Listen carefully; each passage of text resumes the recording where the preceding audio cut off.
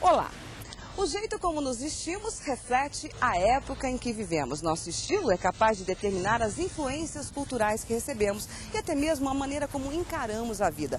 Para exemplificar o que estou falando, basta você olhar para o álbum de fotografias da família. Está lá o cabelo anos 50 da mamãe, a calça anos 70 do irmão mais velho, o estilo psicodélico da irmã e até o jeitinho punk do caçula. A nossa casa é a mesma coisa. Pela arquitetura, podemos contar um pouco da história da nossa cidade.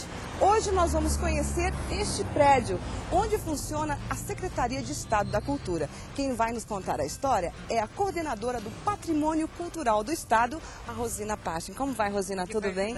Tudo bem. Bom, esse prédio, assim, dá para começar a contar uma boa história aqui de Curitiba, uma boa parte da história. Uma boa parte da história de Curitiba. Primeiro porque esse edifício, além da sua imponência como arquitetura, por aqui passaram personagens ilustres da história do Paraná, né? Porque ele foi construído para ser o ginásio paranaense, o liceu e escola normal. E em 1904 instalou-se aqui nesse edifício com a sua sede, funcionando aqui até 1954, quando as atividades escolares e educacionais foram transferidas para o atual Colégio Estadual do Paraná. Bom, em 1904, quando o edifício foi construído, era bem silencioso aqui. Hoje, como vocês podem perceber, como podem ouvir, está um barulho de ônibus, de carros, é bem agitado. Nós estamos no centro de Curitiba. Esse portão aqui ainda é original, Rosina? O portão ainda é original.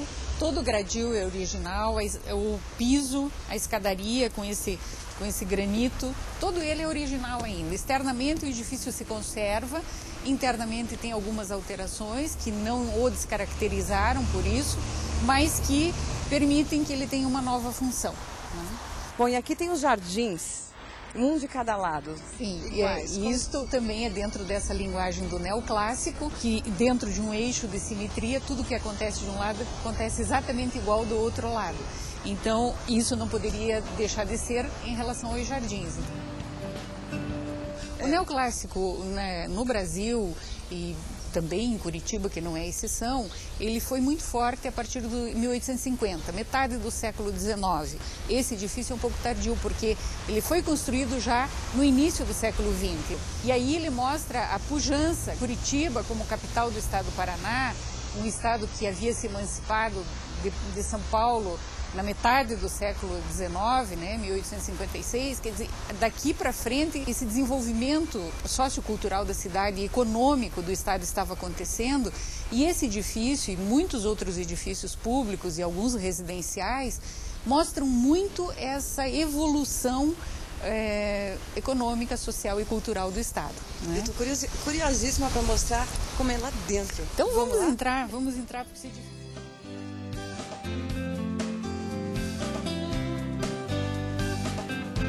Edifício que tem uma espacialidade muito grande, né? Não só pela generosidade dos espaços, mas principalmente porque tem um pé direito, ou seja, a altura do edifício, do piso até o forro, bastante avantajada, né? E isso lhe dá uma nobreza, né, para um edifício público.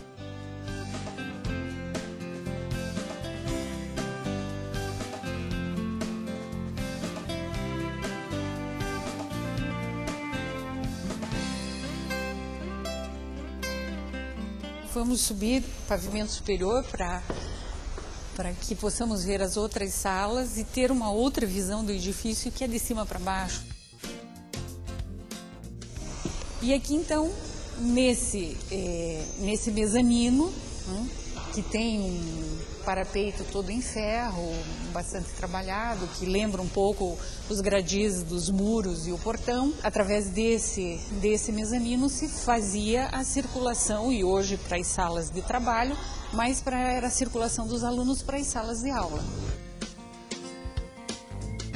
Nós vamos agora numa outra sala, que era onde se situava a direção do ginásio paranaense, que hoje é adaptada a uma sala de reuniões, e esta sala ela é tão tão importante que ela tem a varanda. Olha que bacana, para a Rua Ébano Pereira. Ébano Pereira, com as 4 árvores. Essas árvores também são preservadas pelo tombamento, pelo Instituto do Tombamento. Mais de 100 anos, ou proximamente a 100 anos, essas árvores têm.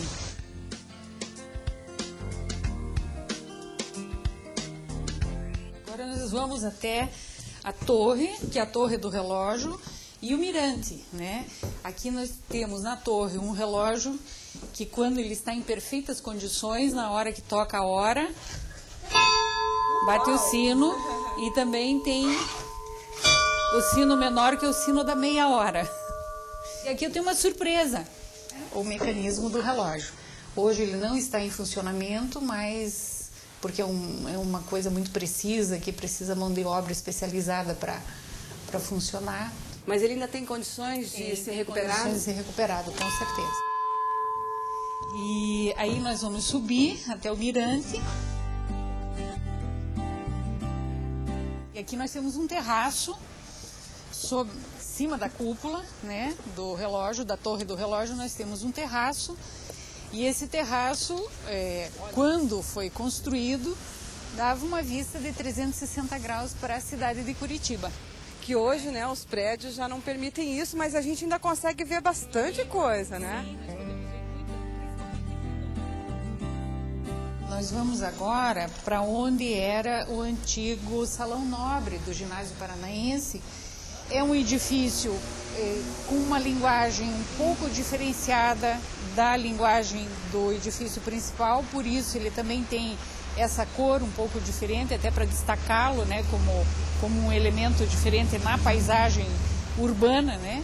E mais no mais ele está com as suas esquadrias originais. Internamente ele sofreu essa adaptação, que era um espaço de um salão nobre, uma única sala, e nós transformamos num pequeno auditório com diferença de nível na plateia e um palco. Mas ele foi construído na mesma época? Na mesma época.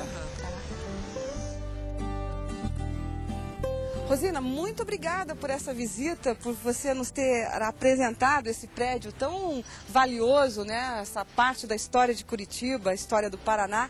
E eu gostaria então que você nos falasse alguma coisa para resumir tudo que a gente viu aqui hoje, essa vista maravilhosa, esse prédio, que é o patrimônio cultural do Estado.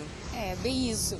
É um privilégio para a capital do Estado do Paraná e para o Estado do Paraná ter um edifício nessas condições, em pleno uso, e podendo fazer essa divulgação do que é a preservação, de como se faz a preservação do patrimônio cultural e a importância do patrimônio cultural para a cultura e para a vida das pessoas.